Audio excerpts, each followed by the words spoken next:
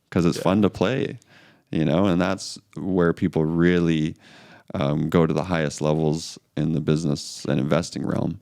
I mean, the guys that didn't need the money a long time ago, but they're playing the game. You gotta enjoy it. You have enjoy to, the man. journey. Yeah, enjoy your life, dude. Like seriously, and we were talking about too, like if you don't invest or don't create your own business, I mean, you're just going to be working for people that have your whole life.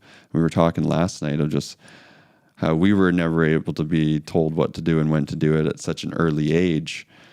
But imagine being like, and no disrespect, but I mean, you're a 40, 50-year-old, whatever, and you're being told what to do, when to do it, how to do it, when you can eat, when you can pee, like by usually someone that's half your age because the company, wants to cut costs, go global, hire the young kids out of college, whatever it is, right? And imagine we were talking about someone that is close to you last night. And it's like, man, could you imagine that? Like just...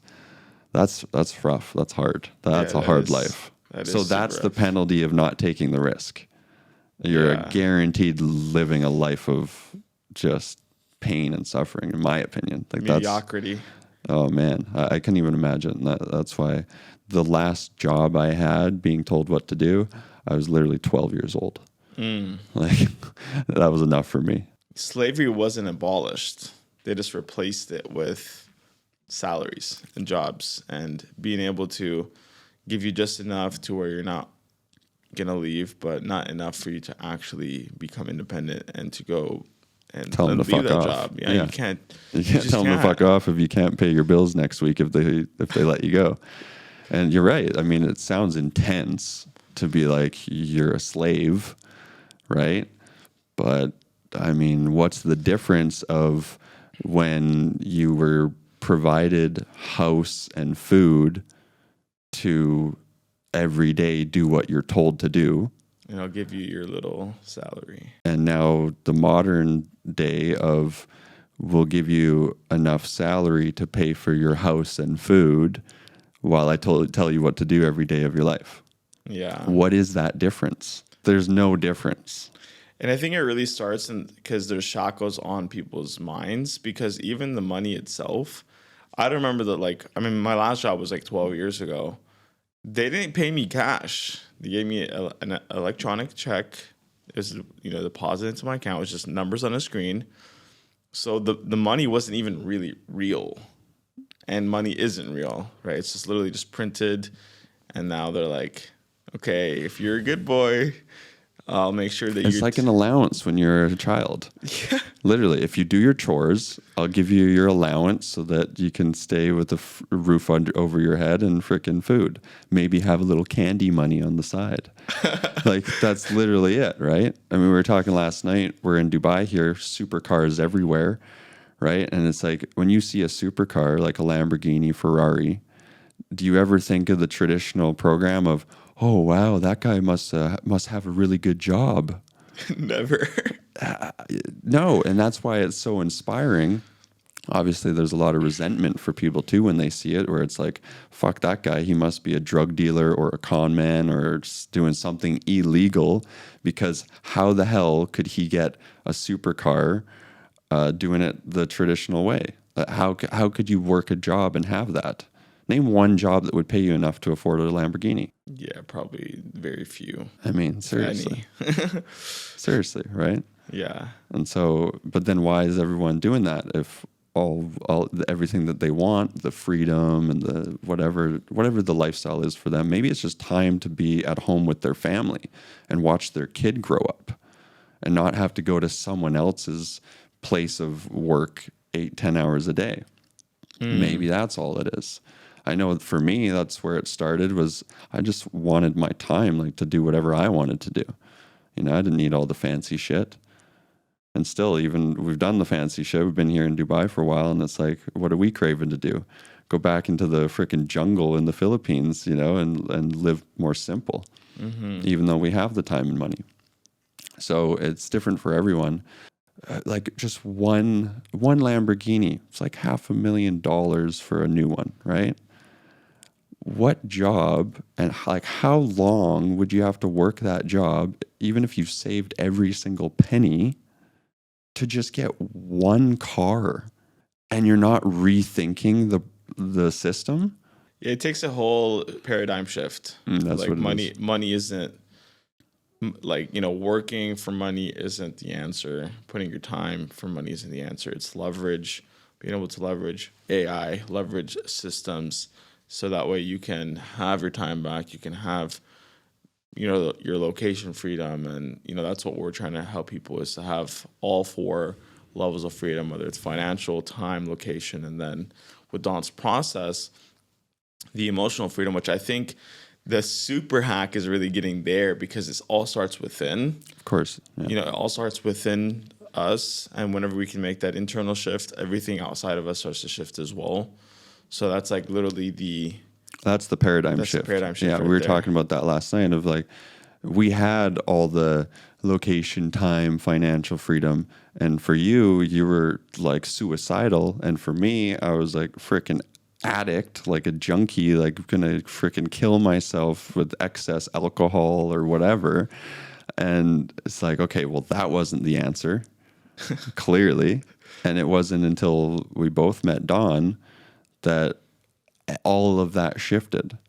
And now we were living this life of actual freedom and purpose and fulfillment. And because we didn't have any of that, even with all the time and money. In fact, when you have those toxic patterns and programs like we did, all the time and money just magnifies it, just multiplies it, right? If you're addicted to weed and you got the time and money to smoke it every day, you're going to smoke it every day. Oh, yeah. Right? Whereas if you don't have that much money to get the next bag of weed, and you got to go to the job, and they're testing your freaking, they're doing the drug test, so you can't smoke the weed, and so you got to really only have it once in a while because you're a slave.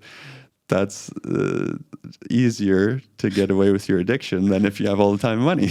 Oh, yep, for sure. Speaking to the choir at this point.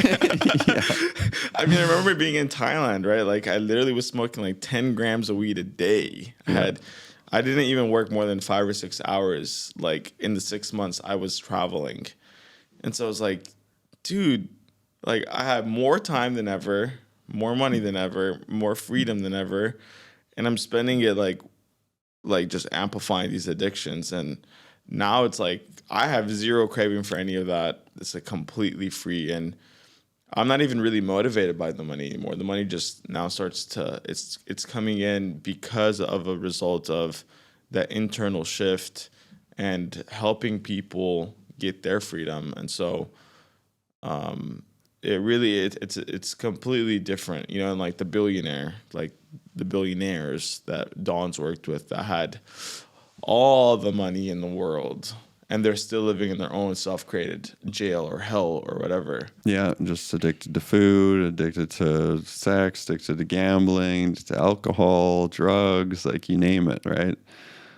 So that's obviously not the answer. There's so many examples that have proven that, whether it's a celebrity that got all the money and fame, like the Robin Williams that take their own life because they're just sick of it.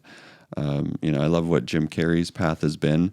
And he says how he hopes everyone gets everything they ever thought they dreamed of, becomes rich and famous, so that they can find out that that's not the answer, and he's been on his spiritual journey. So many people are waking up to that because there's been so many examples that have all the money and the freedom and still aren't happy or still addicted or whatever the case is. It's obviously not the answer. And so, like, the fact that we actually found the answer, the solution, the program that anyone can do in literally just a couple hours, shift all of it. It's not just me and you that went through it and shifted. It's like every single person we know that was committed to doing that shifted in those 2 hours. Like Tui, for example, in Australia. Look at how much he's shining now. He's taking his whole family with him. Like, they're all so inspired. And he lived his whole life doing what he was doing, I don't know his age, but, it's like, it doesn't matter. Don's worked with all walks of life, all types of backgrounds. The billionaires, the stay-at-home moms, the students, the athletes, the whatever. and all different toxic patterns and programs, and all of them shifted. And they're all really the same because we're all human and we're all dealing with the same shit. With that being said, actually, Tui, I want to shout out some of his team members that have recently ranked up. So, like you said, like Tui is literally bringing his entire family. Like his younger daughter, I think she's the youngest out of his 9 kids. Seppi just hit Connector 200. So shout out to you, Seppi. And then his brother, not his brother, his son, Paul, also hit Inviter. So his entire family now is actually creating residual income through our system. And it really just started with Tui taking the leap of faith. He was telling me how he did Don's process for the first time, I think back on your birthday, February the 7th. Well, he took a day off to come and do the process. And the funny thing is like when we were on that island where we rented the whole island for your birthday, he took the day off and the Starlink wasn't working. So Elon needed to fix that.